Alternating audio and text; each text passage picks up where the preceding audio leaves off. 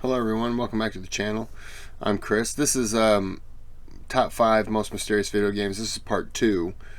Craig, I don't know if this is the one you were talking about for 1 and 2, but this is the I found a Dark 5 one. It wasn't good. I've already mentioned that in the first one, so I went ahead and did this one.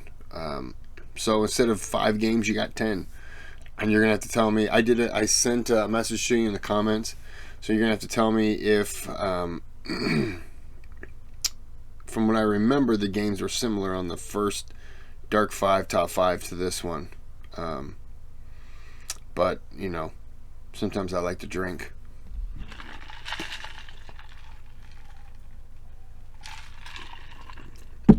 And I don't even remember who I am. So, let's go ahead and do this video. And you better goddamn enjoy it. I was talking to my grandma, not you, Craig. You unlock this door with the key of imagination. Beyond it is another dimension, a dimension of sound, a dimension of sight, a dimension of mind. You're moving into a land of both shadow and substance, of things and ideas. You've just crossed into the Twilight Zone. Hey guys, ArcadeCloud here, and today we're counting down 5 more mysterious video games. If you're new to our channel, go ahead and subscribe and hit that bell. Give this video a thumbs up and share it with some friends. It's free. Number 5, Super Mario Galaxy 2. Galaxy 2 was a 3D action platformer released on the Nintendo Wii back in 2010 before being subsequently re-released on the Wii U eShop in 2015. It was a sequel to the popular Super Mario Galaxy, and in typical Mario form is centered around the hero saving Princess Peach from the evil clutches of the Koopa King himself, Bowser. The game was received incredibly well by basically every gaming publication out there, receiving no score lower than 9.25 out of 10, with some reviewers saying it was the best Wii game to ever have been released. And I kind of agree with that to an extent. You might be beginning to wonder why a critically acclaimed Mario game is on a list of mysterious games, but that's because there's a spooky mystery hidden away in Super Mario Galaxy 2, and it all starts with the Shiverburn Galaxy. This galaxy is found in World 5 and can be unlocked by acquiring the first Power Star from the Space Storm Galaxy. What makes the Shiverburn Galaxy so special in comparison to everything else in the game? In the background of the galaxy, 3 mysterious figures can appear if you turn to the left and go into the first-person camera mode. You'll find the figures on the top of the cliffs above you. They look like creepy shadow men just watching over everything that's going on. What's even stranger is that these creepy people are separate from the galaxy's background file. The background file is called Beyond Hell Valley, which is creepy enough by itself, and the Strange Peoples file is called Hell Valley Skytree. I mean, the game's files imply that these spooky dudes are nothing more than just trees, but the fact is that the map is internally called Hell Valley, and the background file is called Beyond Hell Valley. I can't help but be seriously spooked by these creepy critters. They don't just show up in Hell Valley either. The creepy tree people have also been put in the background of the Polestar planet of the Grandmaster Galaxy. I think the creepiest showing of these ever-present watchers from the Shiverburn Galaxy is the fact that you can see a very similar figure in the near background by the flagpole if you wait for long enough at the end of World 4-4 in Super Mario 3D Land. So come on, Nintendo, who are these shadowy tree people and what do they have to do with a short man in overalls?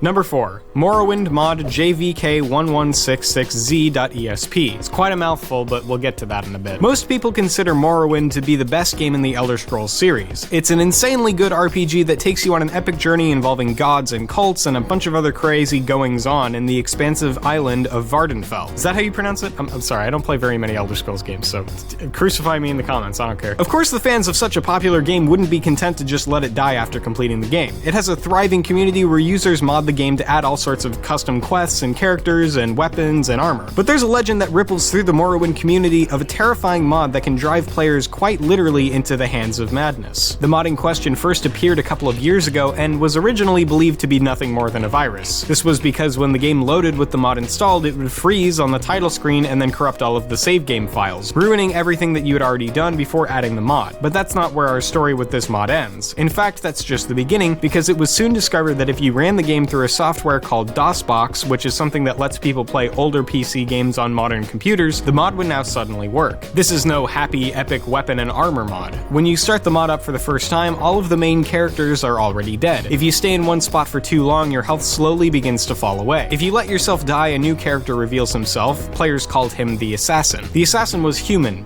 almost. His legs and arms were long and bent like a spider, and people began to notice that if you paid close attention, you could see the Assassin around corners or crawling around on the walls for split seconds. At night, all the characters that weren't dead on boot up would come out of their homes and gaze at the sky. If you tried to talk with one of them, they would tell you to watch the sky as well. There was also a new dungeon added to the game. Within this dungeon was something that the players have since dubbed the Hall of Portraits. It was a hall lined with picture frames, and inside those frames were photos from the player's My Pictures folder, as in the My Pictures folder on their hard drive. At the end of this hall was a locked door, and no one has ever posted proof that they know how to get through it. Some claim that after many hours trying to get through the door, they begin to hallucinate. To see the assassin in real life scuttling on their bedroom ceilings or down the hallway as they get up to take a pee break. The creepiest part about all of this is that the mod does seem to exist, so download it at your own risk. Number 3, Pokemon Lost Silver. There's a lot of Pokemon games out there, right? But have you ever heard of this mysterious Pokemon Lost Silver? No, because it's not a secret unreleased game by the guys at Nintendo. It's a supposedly haunted fan game that was developed around a Pokemon-focused urban legend. Lost Silver was originally recorded and narrated by a Pokemon fan who claimed that he bought the game used at GameStop. When he plugged it into his Game Boy, things started to get weird. Whoever had first owned the game had called their trainer ... and had actually managed to catch all 251 Pokemon, including legends like Celebi and Mew, and had gotten all of their money and levels maxed out to the top. But it got stranger. When the player checked out the active party that the game's previous owner had left behind, they found 5 unknown and a Cyndaquil. The unknown Pokemon that basically looked like letters of the alphabet spelled out the words leave, and the Cyndaquil was named Hurry. When the narrator booted up the game, he found himself trapped within a silent and still version of Gold and Silver's Bellsprout Tower. He used flash to illuminate the area, and the room became bathed in a haunting red glow. Further along, the Cyndaquil dies. That's right, dies. It doesn't faint, it literally just dies. The unknown spell out more messages like dying and no more, and eventually you fight the Pokemon trainer from Red and Blue with a tortured Pikachu and Celebi using Perish Song and Destiny Bond to bring each other down. By the end, ...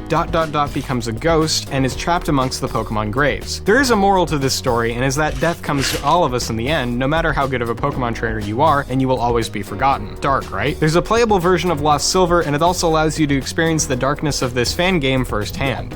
Number 2, LSD Dream Emulator. LSD, also known as LSD Dream Emulator, isn't a drug. Well, okay, LSD is a drug, but in this case we're talking about the seriously weird video game for the PS1. It came out in Japan on October 22nd, 1998, and is labeled as a surrealistic exploration game that was developed and self-published by Ace McAce Entertainment. The game is supposedly based on a dream journal that an artist at Ace McAce kept for over a decade. Hiroko Nishikawa's journal was also put on sale alongside the game, and since its release has earned a sizable cult following because of how weird it is. In this game, there's no goal, no combat, only exploration and walking around the completely random environments. This game is insane. On one playthrough, you might see a conga line of giant elephants disappearing into a tiny pit. Other times you may encounter the closest thing to a villain in this game, the Gray Man. The longer you play the game, the worse it gets, steadily becoming more and more bizarre, with the Gray Man appearing more often. It was said that one person played the game so much that the random elements became so distorted that every texture was just replaced with glitchy blackness. The weirdest and most frightening thing in this game has its links to Hiroko Nishikawa's mind. Everything in the game emerged from her dream journal, so in a sense that means that everything that happened in the game was real. She was cited as always having very disturbing dreams